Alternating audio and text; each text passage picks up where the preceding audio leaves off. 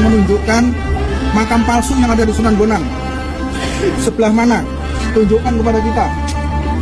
90% saya ikut memakamkan di sini. Bahaya, mereka ini semua dibalawikan karena ingin menguasai Nusantara. Caranya apa? Assalamualaikum warahmatullahi wabarakatuh. Teman-teman, kita bertemu kembali di channel Cahaya Hidayah. Nah teman-teman, jadi di video kali ini saya akan membahas yaitu mengenai Habib Hussein Ba'aqil. Jadi kita harus berhati-hati dengan klan Ba'lawi ini teman-teman, yang dimana mereka itu ada yang membuat makam-makam palsu.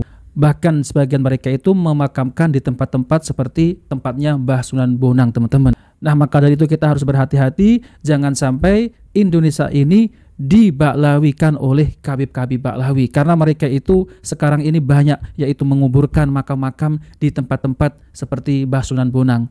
Nah teman-teman, jadi Wali Songo juga ya itu diba'lawikan oleh mereka.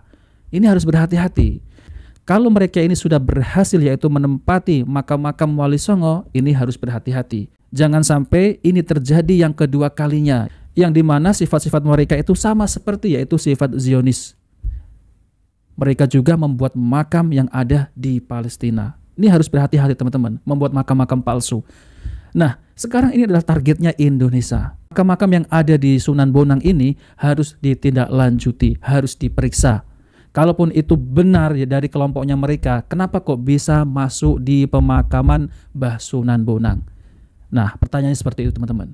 Nah, coba mari kita simak videonya. Assalamualaikum warahmatullahi wabarakatuh. Saya ulangi lagi, saya sudah ada di Sunan Bonang. Janjian sama yang menerima sayembaranya 1 miliar bagi bisa yang menunjukkan makam palsu yang ada di Sunan Bonang. Sebelah mana? Tunjukkan kepada kita. 90% saya ikut memakamkan di sini. Yang dituduhkan di ring 1 ini ada tukang gali kuburnya. Sebelah mana yang dimaksud? Ada tukang gali kubur yang dimaksud ring 1 ini, tukang gali kuburnya ada. Ya, monggo. Gak akan lama-lama nih video ini. Kalau mau di cross check, ayo. Gak apa ditunggu di sini.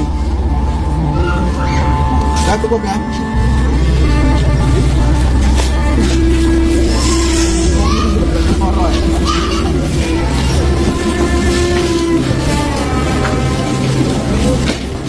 Nah seperti itu ya teman-teman, harus berhati-hati.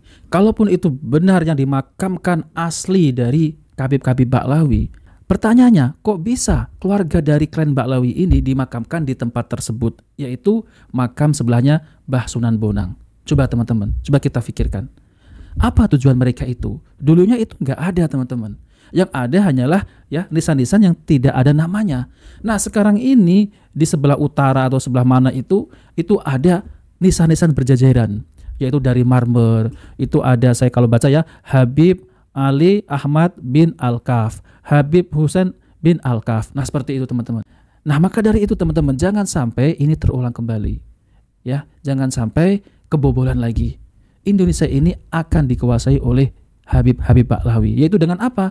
Yaitu dengan membuat makam-makam ataupun makam mereka itu diletakkan di pemakaman Mbah Sunan Bonang. Nah ini harus diteliti teman-teman, jangan sampai ya itu terjadi kembali. Bahaya, mereka ini semua dibalawikan karena ingin menguasai Nusantara. Caranya apa? Pertama, bukan dengan membangun makam-makam palsu. Kembali kita mundur kepada abad 19. Ketika VOC, pemerintah Hindia Belanda, begitu kerepotan untuk menghadapi perjuangan yang begitu gigih dari orang-orang muslim yang ada di Aceh. Kemudian turunkanlah Snoek Hurgronje. Waktu itu Konfederasi Eropa mendidik dengan sangat baik 2 agen. Yang satu untuk menghancurkan Islam di Mekah dengan menurunkan yang namanya Hemper. Ini agen istimewa, agen spesial yang berasal dari Inggris. Dan yang kedua adalah Snoek Hurgronje. Mereka itu satu kelas, satu bangku yang disimpan di 2 tempat yang berbeda. Dan Snoek Hurgronje untuk menghancurkan Islam yang berada di Nusantara. Di Nusantara. Apa yang dilakukan? Setelah dilihat, oh orang Islam ini patuh benar sama kiainya. Satu, ya betul. Maka dibuatlah adu domba antara kiai dengan kiai. Kiai dengan kiai. Lemah, terpecah belah, tercerai para pengikut-pengikut para kiai. Pondok ini ikut kiai ini, pondok ini ikut kiai. Akhirnya bisa dikuasailah Aceh dengan taktik licik Snuk Hurgronje. Setelah itu ditariklah ke Betawi karena ada pertempuran, perjuangan yang luar biasa dari para kiai, ulama-ulama thariqah yang berada di Banten, sehingga ratusan ulama ditembak dan digantung di lapangan. Nah, atas ini. jasa siapa? Atas jasa Utsman bin Yahya. Nah ini Utsman bin Yahya itu adalah klan Ba'lawi, teman-teman ya. Kalau ada yang belum paham mengenai Utsman bin Yahya, ini adalah Habib Utsman bin Yahya yang dimana itu diangkat menjadi mufti Batavia. Nih ya, hati-hati kan ya. Jadi Utsman bin Yahya itu saya tidak setuju, mohon maaf Kiai. Utsman bin Yahya itu bukan pengkhianat, tapi pengkhianat sekali. Oh kan, pengkhianat sekali. Pengkhianat banget. Bukan cuma pengkhianat. Ditempatkanlah di Batavia yang sebelumnya beliau sudah melakukan ekspansi dulu dari Batavia ke Tanah Priangan, Jawa Tengah, Jawa Timur, kemudian mundur lagi balik karena daerah-daerahnya ternyata cukup kokoh, cukup kuat akan urusan antara murid dengan kiainya. Mundur, dan ternyata yang paling lemah dan yang paling bisa diprovokasi adalah di Betawi, dan diangkatlah menjadi mufti Betawi. Dan untuk melemahkan sekarang derajat sosial para kiai yang disebut dengan kiai, ustadz, ajengan dan sebagainya, maka pemerintah VOC memberikanlah gelar Habib kepada imigran Yaman. Maksudnya apa? Untuk menempatkan bahwa gelar Habib ada gelar yang lebih tinggi dibandingkan para ulama, kiai, ajengan, ustadz yang ada di Nusantara. Satu. Dua, untuk melemahkan strata sosial para raden, para bangsawan yang sudah memiliki harta kekayaan dan kekuasaan di daerahnya, sehingga secara otomatis semua para kiai, ustadz, ajengan, raden mas itu bagus semua menjadi budak-budaknya Habaib. Dan terbukti ajar itu masih terasa dan ampuh sampai saat ini. Betul? Betul. Jadi sengaja dibuat untuk merendahkan harkat dan martabat putra-putra terbaik bangsa Indonesia. Dan ini harus saya sampaikan. Jadi kita tidak perlu menghormati yang namanya Habib, itu nggak ada. Tuh ya. Kalau saya menyitir sekarang sebuah diskusi yang terdapat dalam kitab tafsir Al-Qurtubi, ada sebuah pembicaraan yang sangat indah dan sangat romantis antara Allah dengan Kanjeng Nabi Muhammad SAW. Allah berfirman kepada Nabi Muhammad SAW, ya Muhammad, wa ma arsalnaka illa rahmatan lil alamin. Wahai Muhammad, tidaklah aku utus engkau kecuali sebagai rahmat untuk sekalian alam.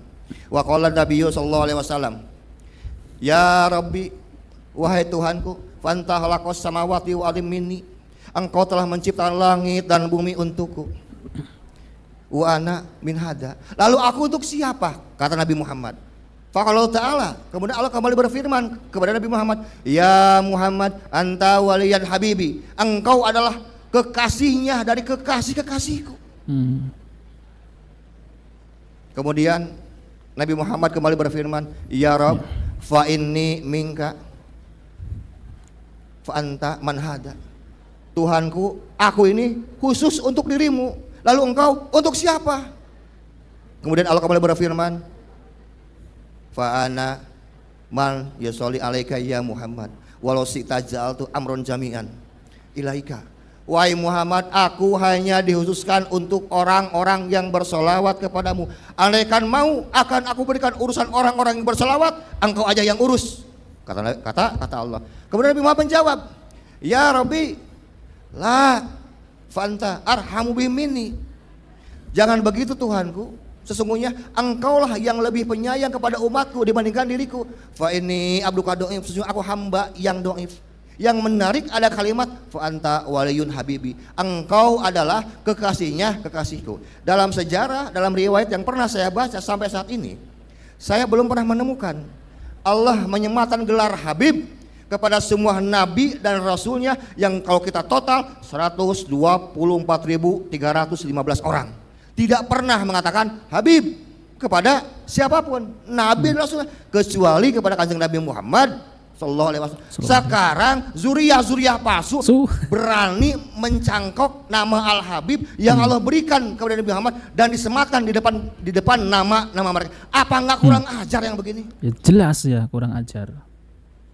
Dan kita masih nggak ngeh juga, masih saja cium tangan mereka bolak-balik. Bolak-balik gitu. Kesal. Mau saja dibohongi ya.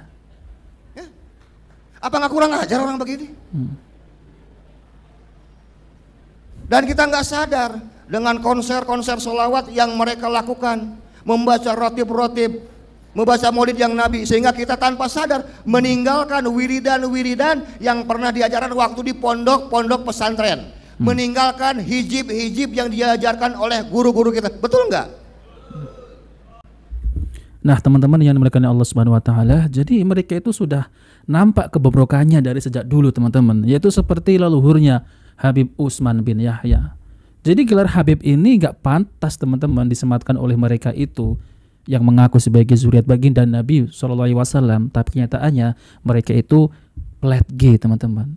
Jadi keturunan Yahudi Ashkenazi, bukan keturunan baginda Nabi SAW. Kalau keturunan Rasulullah itu adalah J1, teman-teman. Jadi nggak pantas itu disematkan oleh mereka. Padahal ya teman-teman ya, yang zuriat yang asli saja, Syed, Syarif, itu tidak ada panggilan Habib. Panggilan Habib itu hanya untuk Rasulullah SAW, teman-teman. Itu yang pantas disematkan oleh beliau, bukan Habib. Ada satu Habib, kakinya pengotor, pezina, pemabuk, pemaksiat, katanya gitu. Itu lebih mulia daripada kepala kiai bersorban. Pret. Ini adalah doktrin, teman-teman, yang menyesatkan. Ada Habib, walaupun Habib itu pemaksiat lah, semua numplak yang buruk-buruk padanya tetap akan masuk surga. Ini kan ajaran apa, teman-teman? Ini bukan ajaran dari Islam. Ajaran Islam tidak mengenal seperti itu. Mau itu zuriat Nabi, mau itu bukan zuriat Nabi, kalau mereka itu bermaksiat tetap masuk neraka, teman-teman. Bukan itu saja, teman-teman, dongeng-dongeng mereka itu.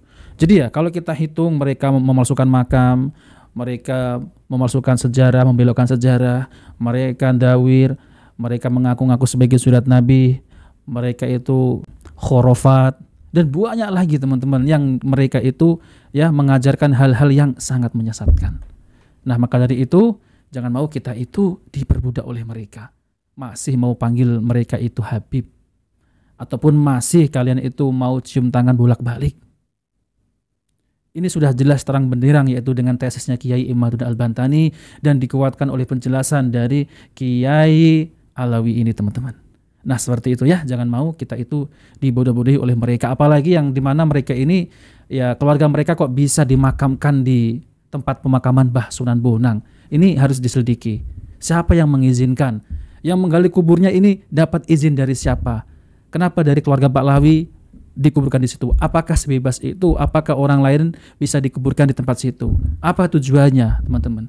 Ada tulisan Habib, Habib, Habib. Nah, ini tujuannya apa, teman-teman? Kalau bukan nanti kelak anak cucu kita itu ya ditipu dengan tuh, lihat tuh, leluhur saya ini sudah ada sejak ribuan tahun. Nah, seperti itu, teman-teman. Nah, oke, teman-teman, jadi itu saja yang sampaikan. Kita bertemu di video berikutnya. Jika video bermanfaat, jangan lupa like dan subscribe di channel Cahaya Hidayah. Wabillahi taufiq. Wassalamualaikum warahmatullahi wabarakatuh.